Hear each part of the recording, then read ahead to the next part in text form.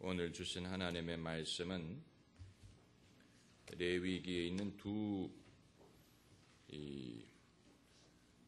문구가 되겠는데, 먼저 레위기 21장 10절부터 24절까지 말씀이고, 그 다음에는 22장 17절부터 25절까지 말씀입니다. 먼저 21장 10절부터 24절까지, 21장 10절부터 24절까지 읽을 텐데, 좀 민망한 단어가 등장을 하지만 성경 말씀이니까 구애치 않고 담대히 함께 읽도록 하겠습니다. 자기 형제 중 관유로 부음을 받고 위임되어 예복을 입은 대제사장은 그 머리를 풀지 말며 그 옷을 찢지 말며 어떤 시체든지 가까이 말지니 부모로 인하여도 더러워지게 말며 성소에서 나오지 말며 그 하나님의 성소를 더럽히지 말라. 이는 하나님의 위임한 관유가 그 위에 있음이니라. 나는 여호와니라. 그는 처녀를 취하여 아내를 삼을지니 과부나 이혼된 여인이나 더러운 여인이나 기생을 취하지 말고 자기 백성 중 처녀를 취하여 아내를 삼아 그 자손으로 백성 중에서 더럽히지 말지니 나는 그를 거룩하게 하는 여호와임이니라.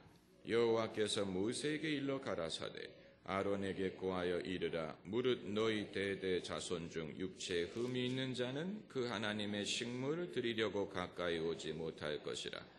무릇 흠이 있는 자는 가까이 못할지니 곧 소경이나 절뚝발이나 코가 불완전한 자나 지체가 더한 자나 발 부러진 자나 손 부러진 자나 곱사등이나 난장이나 눈에 백막이 있는 자나 보짐이 있는 자나 발 상한 자나 제사장 아론의 자손 중에 흠이 있는 자는 나와 여호와의 화제를 드리지 못할지니 그는 흠이 있은즉 나와 하나님의 식물을 드리지 못하니 그는 하나님의 식물에 지성물이든지 성물이든지 먹을 것이나 장 안에 들어가지 못할 것이요 단에 가까이 못할지니 이는 그가 흠이 있음이라. 이와 같이 그가 나의 성소를 더럽히지 못할 것은 나는 그들을 거룩하게 하는 여호와임이니라. 모세가 이대로 아론과 그 아들들과 온 이스라엘 자손에게 고하였더라. 아멘. 이어서 22장 17절부터 25절까지 같이 읽겠습니다. 여호와께서 모세에게 일러 가라사대 아론과 그 아들들과 이스라엘 온 족속에게 고하여 이르라. 이스라엘 자손이나 그 중에 우고하는 자가 서원제나 낙헌제로 번제를 여호와께 예물로 드리려거든 연락되도록 소나 양이나 염소의 흠없는 수컷으로 드릴지니 무릇 흠이 있는 것은 너희는 드리지 말 것은 그것은 연락되지 못할 것임이니라. 무릇 서원한 것을 갚으려든지 자의로 예물을 드리려든지 하여 소나 양으로 아무 흠이 없는 온전한 것으로 할지니 상한 것이나 지체에 배임을 당한 것이나 종기 있는 것이나 괴혈병 있는 것이나 비루 먹은 것을 너희는 여호와께 드리지 말며 단 위에 화제로 여호와께 드리지 말라. 우양의 지체가 더하거나 덜하거나 한 것은 너희가 낙헌 예물로는 쓰려니와 서운한 것으로 각품으로 드리면 연락되지 못하리라. 너희는 알이 상하였거나 치었거나 터졌거나 배임을 당한 것은 여호와께 드리지 말며 너희 땅에서는 이런 일을 행치도 말지니 너희는 외방인에게도 이런 것을 받지 마라. 너희 하나님의 식물로 드리지 말라. 이는 결점이 있고 흠이 있는 것인즉 너희를 위하여 연락되지 못할 것임이니라. 아멘. 좀 민망한 단어가 있지만 하나님의 말씀이고 성경 구절이기 때문에 우리가 민망할 이유가 없고 읽지 못할 이유가 없습니다. 우리가 읽은 이 두 구절은 첫 번째는 제사장의 결격 사유, 제사를 드리려고 하나님께 나오는 자에게 도덕적인 것뿐만이 아니고 육체적으로도 흠이 있어서는 안 된다는 규례를 말하고 있고, 두 번째로 읽은 구절은 하나님께 드리는 제물의 결격 사유입니다. 하나님께 바치는 제물에도 육체적인 흠이 있으면 하나님이 그것을 연락하지 않으신다는 말씀입니다. 참고로 신약 성경이든 구약 성경이든 장례에 대한 규례가 없다는 사실을 여러분 아십니까?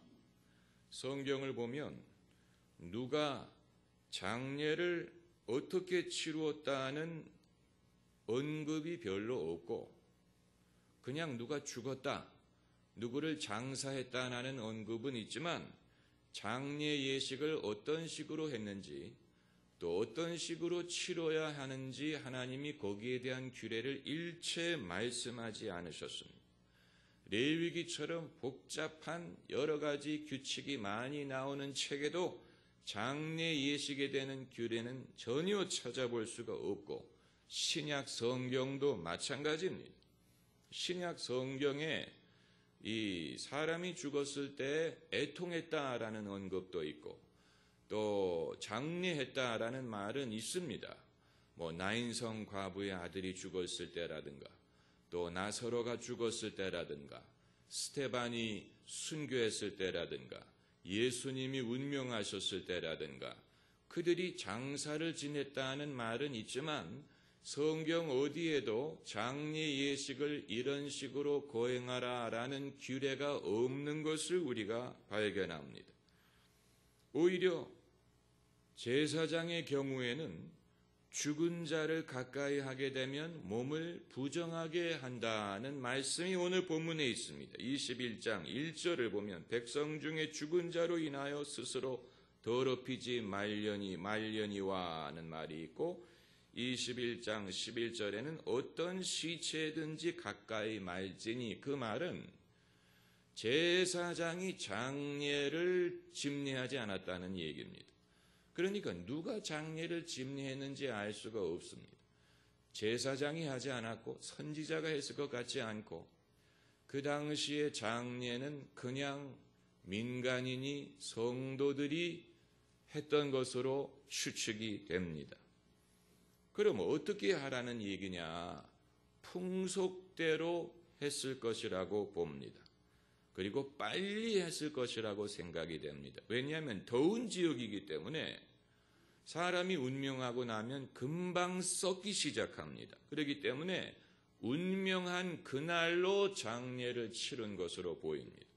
그걸 어떻게 아느냐면 예수님이 운명하셨을 때 금요일 날 오후에 운명하셨는데 그날로 장례를 치른 것을 보면 이것이 그 당시에 풍습이었을 것이라고 생각이 됩니다.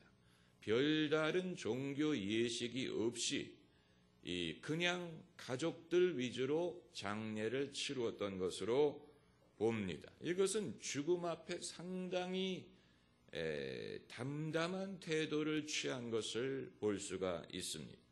물론 많이 애통을 했을 것입니다. 아브라함이 자기 아내 사라가 죽었을 때 애통했다라는 말이 나오고 또 스테반이 순교했을 때 성도들이 애통했다라는 말이 나오고 나사로가 죽었을 때 예수님마저도 눈물을 흘리신 것을 보면 이 죽음 앞에서 죽은 자 앞에서의 슬픔은 예나 지금이나 마찬가지이겠지만 그럼에도 상당히 담담하게 장사를 지낸 것으로 보는 것입니다. 오늘 본문에 이제 21장에 제사장의 결격 사유가 나옵니다. 제사장은 영적으로도 깨끗하고 도덕적으로 깨끗하고 그리고 예식적으로도 깨끗해야 되지만 몸에 흠이 있어서는 안 된다고 했습니다. 그 구체적인 결격 사유를 본문이 말을 하고 있는데 이 18절에 무릇 흠이 있는 자는 가까이 못할지니 소경이나 절뚝발이나 코가 불완전한 자나 코가 불완전하다는 말이 무슨 말인지는 잘 모르겠지만 이 지체가 더한 자나 그 말은 손가락이 6개라든가 팔이 3개라든가 이런 그 심각한 장애를 말하는 것이고 또 여러 종류의 이 신체적인 결함이 나옵니다.